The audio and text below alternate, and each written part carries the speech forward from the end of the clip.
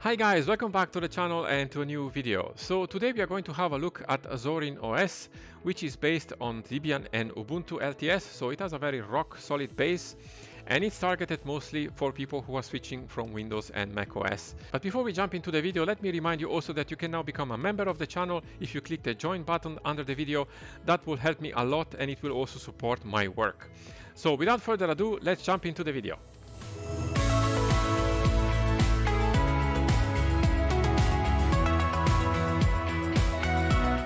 So this is the website for Zorin OS.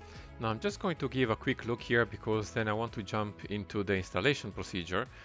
But here you can basically explore what Zorin OS does and what it is. So as I said already in the intro, Zorin OS is based on Ubuntu LTS. So we know here we have a very solid base. Now, this distribution is targeted mainly at people who are switching to Linux. So if you know already Linux well and you know several desktop environments like GNOME, KDE, and so on, it's very clear to you when you will explore Zorin OS that it is based on the GNOME desktop environment. But for those of you who are new to Linux, you have no idea what GNOME is, it doesn't matter. Zorin OS will make it easier for you to switch from Windows or Mac OS.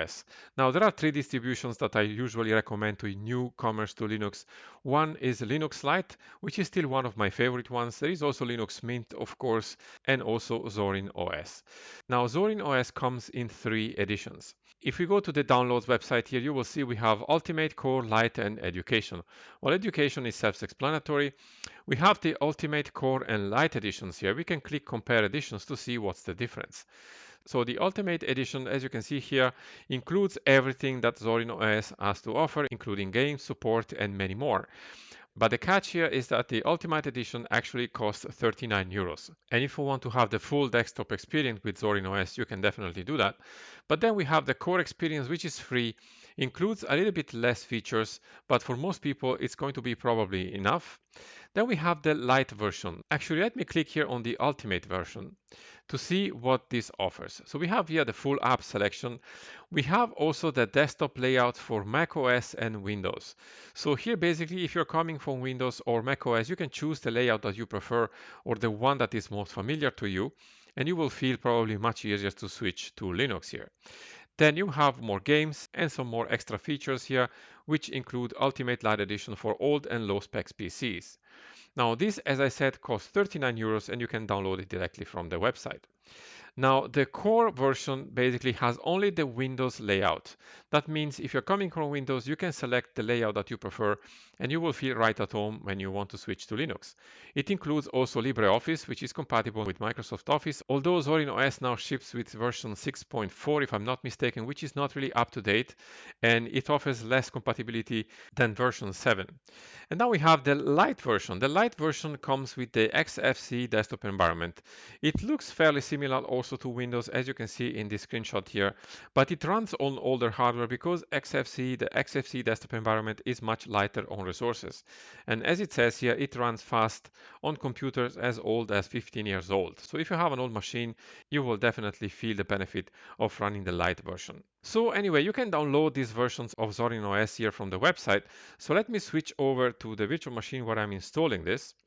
And I already downloaded the ISO and booted up the machine from there. As you can see, this is the menu we have when you install Zorin OS. Now, one of the big challenges for every person who wants to try Linux but does not have really a lot of tech savviness or is not really feeling a tech person, the biggest challenge is to install the system. And if you want to try to install Zorin OS, what you need to do, you need to download the ISO that you can find when you click the download button on the Zorin OS website. And if you are on Windows, I definitely recommend you to download one program called Rufus. Rufus will allow you to burn the ISO to a USB stick. So you just have to have a USB stick, download Rufus for Windows, and then select the ISO that you just downloaded, select the USB that you already inserted in your PC, and click Burn.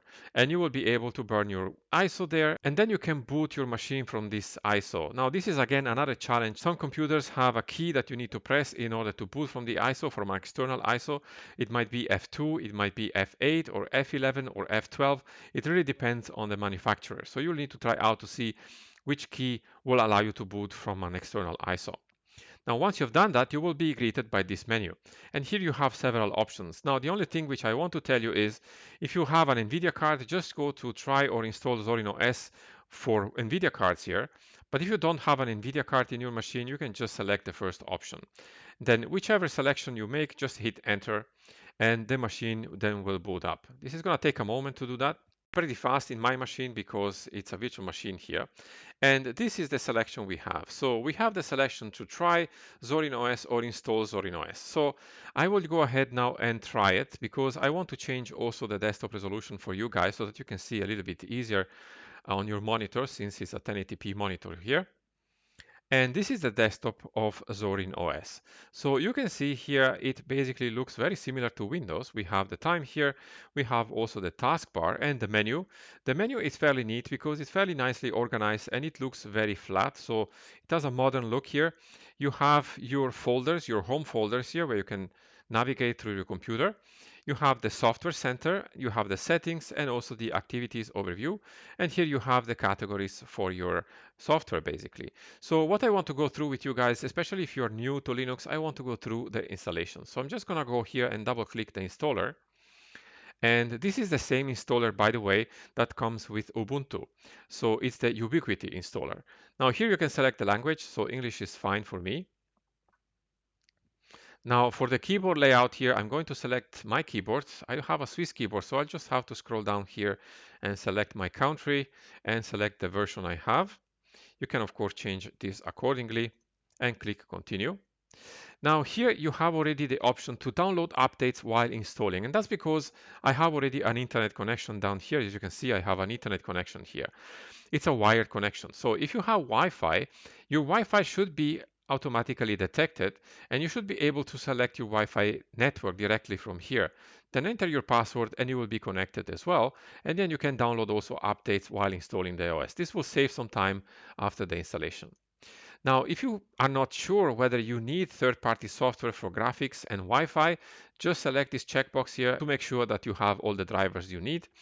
And this is up to you here to participate in the census. The census lets the Zorin OS developers count the number of users anonymously. So this is really up to you. I will leave this checked off and then click continue. Now this again is another step where new users get confused because they don't know what to do here.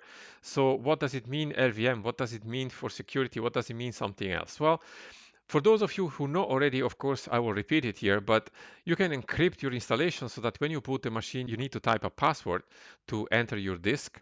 This will encrypt the data on your disk. Now, LVM is something probably that will be useful if you have multiple drives probably, and something else will basically let you partition the disk the way you want to. Now here, I would definitely recommend you don't do this unless you know what you're doing.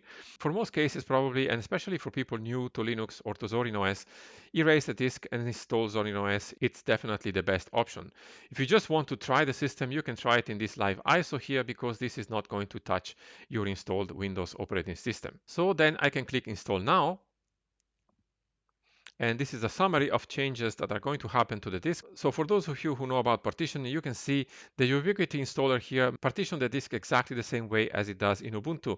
It provides one partition for the ESP, the EFI system partition, because it's mandatory for a UEFI machine, and the root partition only. So there is no home partition. If you want to have a home partition, you will have to partition your disk manually. So I'm just going to click continue here. And now I can select my time zone. So this is correctly detected because I have an internet connection. So I can click continue. And I can create now the username for my computer. So I'm just typing in my name here. The computer name will be, in my case, Zorin. You can change, of course, the one you want. And the username is fine. And the password of my user, you can select, of course, yours here. And here you can choose whether you want to log in automatically or require my password to log in. And I'm going to stay with the second option here and click continue. So this is going to take maybe a couple of minutes to complete the installation. So I'm going to pause the video here, guys, and I'll be back with you once it's finished. So the installation has finished here, you can see. So I'm just going to restart the machine. And it's going to take a moment to do this. You can see the animation there. So here, basically, you just need to remove your ISO, your USB key from your machine. And once you have done that, you just press enter and your machine will reboot. So it's going to take a moment here to boot up. And this is my login screen. So I just need to click here my username, enter my password, and hit enter, and I will be greeted again by the Zorin OS desktop. So again, let's have a tour here of the desktop and of the feature offered by Zorin OS. So again, I'm talking here to a mixed audience because if you are new to Linux and you are thinking of switching from Windows, or you might also have already experience with Linux, but you're curious about Zorin OS. So I'll try to mix and match here for both audiences. Now here you have a panel which looks like a taskbar for Windows. So if you're coming from Windows, this should be looking very familiar. For those of you actually who know already the GNOME desktop environment in Linux, this is basically a customized version of GNOME. You will see after later there are also the settings panel and many other programs are actually GNOME programs. But for those of you who don't care about that, this is actually a taskbar which is similar to Windows and it looks very familiar to you.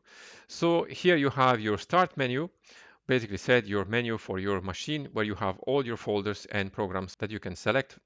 So here on the right side of this bar, we have the username. If we click here, we are going to be brought to the user settings of the machine. You can see also now we have a pop-up here for our software update.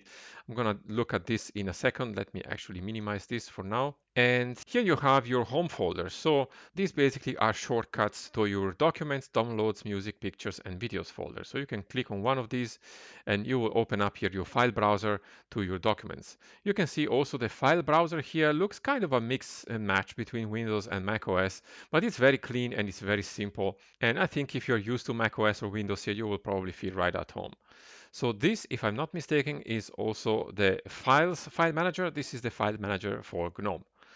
So let me close this and go back to the start menu. We have also here another shortcut for the software. So the software is basically the place where you can download software for your machine.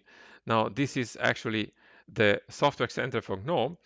And you can basically download here all the software that you find. This is everything free software. So anything you need here, you can go ahead like Telegram and other things. You find for sure also other programs like Spotify and many others here that you can download and install. Now, for those of you who are curious, these packages are based mostly on snaps. So you're basically installing snaps here. And for those of you who don't know, snaps are basically packages packaged in one box. So you basically download everything what you need in this package here. And when you remove it, will be removed everything as well. So you don't need to download dependencies. Is everything taken care for you here in this application? So this is the software center. And we have, of course, here the settings, which is going to bring us to the settings panel for our machine. We have, of course, here many settings that we can change. We can change also appearance. And you can see here we have background and lock screen. We can change the background here. There are already several backgrounds available here in Zorin OS. So for example, if you want to choose something else here like this, for example, we can choose it and click select. And we have also here the same thing for the lock screen. We have also here the Zorin appearance. So this is something that is going to help you to change the layout of your computer and the colors as well. So you can see, for example, here how the desktop look like. So right now we have a setup which is very similar to Windows. We have also the possibility to have a different setup here. If I click this, you will see the Windows appearance here change slightly. And we have also another possibility here to have also the icons in the center when you have those appearing, of course. Now I'm going to stick here with the first layout. And here on the bottom, you can see whether you want to have icons on the desktop or not. Right now, there are none, but you can select, for example, if you want to have your home folder and your trash here available on your desktop. The same goes also for network servers, for example. Now, if you want to enable animations, you can do that by enabling this button here. And the title buttons, you can have them on the right or on the left, depending on your preference. I'm going to go here on the right. Now, when we go under theme here, you can choose the accent color. You can see it's changing directly here in the desktop. And you can change also the light color or dark color. So this is basically going to change depending on the time of the day. And this is going to go basically with the dark layout, which looks pretty sleek actually. Now for the application icons and shell theme, you can choose also the theme here. I'm not going to change this because I like the one it is. And for the fonts, you can change the fonts for your system and also the panel. The panel refers to this panel down here. You can change the size if you want to make it smaller or bigger. You can change also the opacity. You can change also whether you want to show the desktop button or whether you want to hide it automatically or not. When you want to see, for example, the date down here, and also the seconds, for example, or if you want to see also the week's number, when you click here on this one, you will see the calendar and you will be also able to see the week numbers if you select this option here. And we have also some other options for the taskbar and the menu. So there is a lot of customization options here, and it's very nice to have here in Zorin OS. Now we have every other settings possible here in this settings menu, so I encourage you to explore and see what you can do and eventually change what you want to change. So I go back here to the start menu. We have also the activities overview. Right now there is nothing open here, but if I would open, for example, the file manager and the software center here, and I click again activities overview, you can see I have basically an overview of the open windows in my system. So let me close this and go back to the menu. Now on the left side here we have the search bar, so you can search basically for something like, for example, Firefox, which is the web browser which comes by default here in Zorin OS.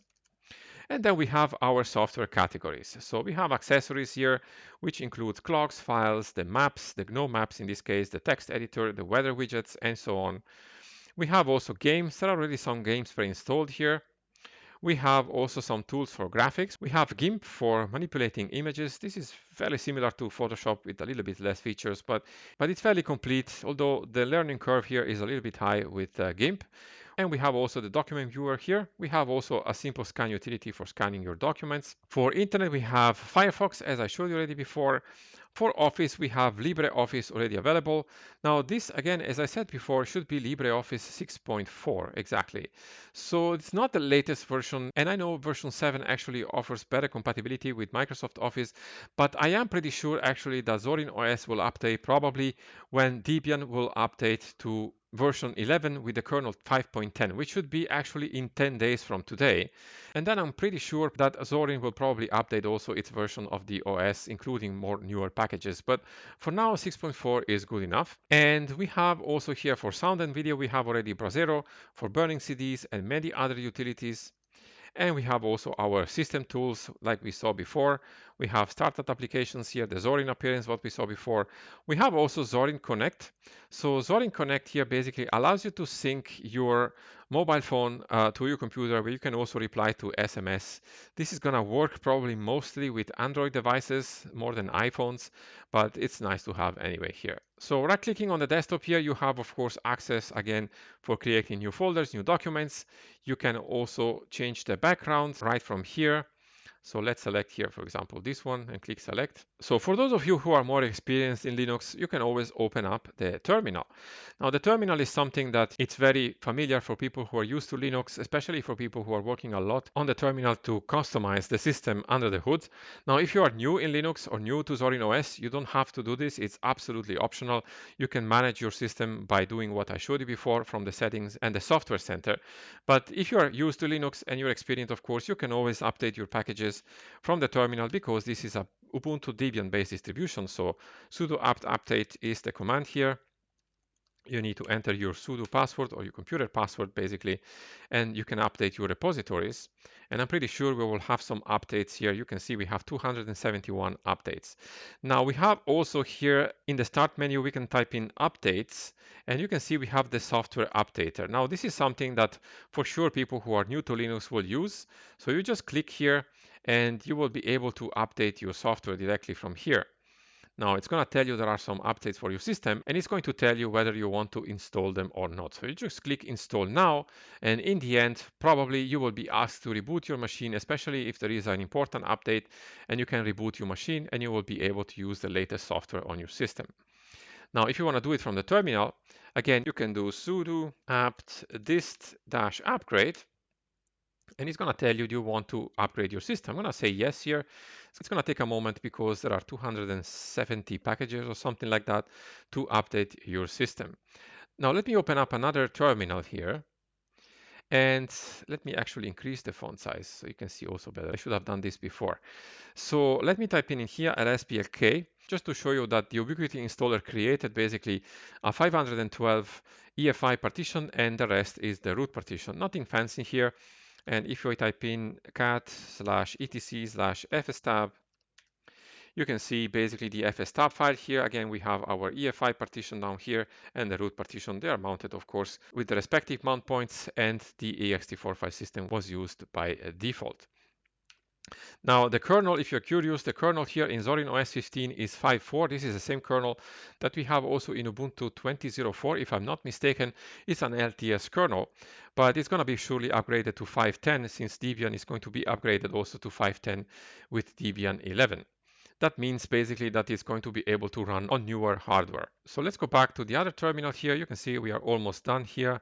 And so Zorin OS is actually a really nicely built distribution. It's based on Ubuntu and Debian, so you have a rock solid base here, and it's customized in a way that it's gonna be very familiar to Windows users or to Mac users. If you choose to go with the Core Edition, you will have also the possibility to have predefined layouts that look like macOS, though you can always customize this the way you want to. This is Linux, so you can actually make Linux look the way you want to anyway. But if you go with the free edition, this is what you're going to get. And if you're new to Linux and you want to actually switch to Zorin OS, definitely I recommend you to open up your browser, go to Zorin OS, and let me click here the first link. This is usually the one we want, and go to the help menu. They have also actually a guide to help you to switch from Windows to Zorin OS. So when you click here, learn how to switch, you will be guided through basically how you can switch from your Windows installation to your Zorin OS. So I definitely recommend you to give a look at the website. I will leave the website link in the video description below. And as I can see also here from the terminal free-h, you can see it uses 1.4 gigabytes of RAM. So this is basically using a desktop environment which is not the lightest one. Probably the light version of Zorin OS is going to be a little lighter on your system resources. But if you're coming from Windows and you have a fairly decent computer, you should be able to run this absolutely okay. And again, as I said before, the three distributions that I always recommend to new people coming from Windows or macOS are Linux Lite, Linux Mint, and Zorin OS. They are all based on Ubuntu LTS, so they have a very solid kernel. That means you don't have to make updates every day like you do, for example, on a rolling release. So if you're not so much experienced and you just want to have an OS which runs, definitely go to one of these three OSs. But Zorin OS looks really sleek actually, and it's really nicely customized for people who are coming from Windows and macOS, and you will probably feel right at home here if you choose to go with Zorin OS. So this was an overview of Zorin OS. As you've seen in the video, it looks pretty sleek and it's really targeted for people who are switching over from Windows and macOS. So if you're coming from, especially from Windows in the Core Edition, you should feel fairly at home. Now it's based also on Ubuntu and Debian, so it has a very rock solid base with not too many updates, so you will not need to manage your computer too often. Now if you try this out, let me know in the comments below how it's working for you. And I also remind you again that you can click the join button under the video to support my work. That will help me a lot. You can also become a Patreon if you wish to do so, or you can also donate via PayPal through my website as well. Thank you so much for watching the video, guys. I'll see you very soon in the next one.